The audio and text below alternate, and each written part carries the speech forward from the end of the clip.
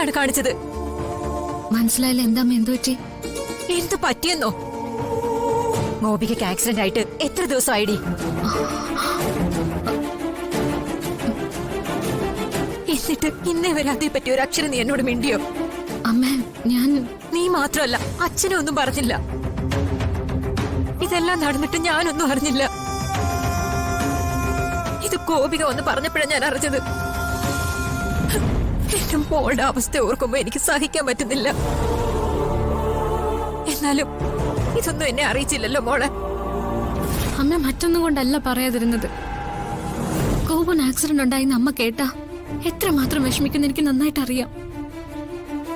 എന്തിനു വെറുതെ അമ്മയെ കൂടി ടെൻഷൻ ആക്കുന്നെന്ന് വിചാരിച്ച ഇതൊന്നും അമ്മയോട് പറയാതിരുന്നു. ശരി, അതവിടെ നിൽക്കട്ടെ. ആ ആനന്ദിന്റെ ആലോചനയുടെ കാര്യം എന്തായി? നീ അത് വേണ്ടെന്ന് വെച്ചു അല്ലേ? അമ്മ, അത് നമ്മുടെ ആനന്ദേട്ടനും വിമലാന്റിയും ഇവിടെ വന്നു പോയ ശേഷം പൊന്നാരം കോട്ടത്തുനിന്ന്. നിർത്ത്. അതൊന്നും എനിക്ക് കേൾക്കണ്ട. അതൊക്കെ ഗോപു പറഞ്ഞു. ഡേ, ഒരു കാര്യം ഞാൻ തീർത്തു പറഞ്ഞേക്കാം. മാനസിക നില തെറ്റിയ ഒരാളുമായിട്ട് നിന്റെ വിവാഹം ഒരിക്കലും നടക്കില്ല. അവർക്ക് വലുത് അവരുടെ മോന്റെ ഭാവിയാ. എനിക്ക് വലുത് നിന്റെ ജീവിതമാ. ആ മനോരോഗിയായ സിദ്ധാർത്ഥിനെ ശുശ്രൂഷിച്ച് തീർക്കാനുള്ളതല്ല. അമ്മ, കൂടുതൽ ഒരു വിശദീകരണവും വേണ്ട.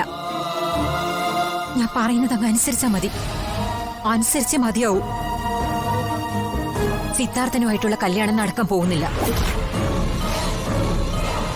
ആനന്ദിനുമായിട്ടുള്ള കല്യാണം നടക്കൂ. അതുകൊണ്ട് പൊന്നാനം തോട്ടുകരക്കാരെ വിളിച്ച് സിദ്ധാർത്ഥുമായിട്ടുള്ള വിവാഹം നടക്കില്ലെന്ന് പറയണം. ഞാൻ ഉടനെ തന്നെ നാട്ടിലേക്ക് വരുന്നുണ്ട്.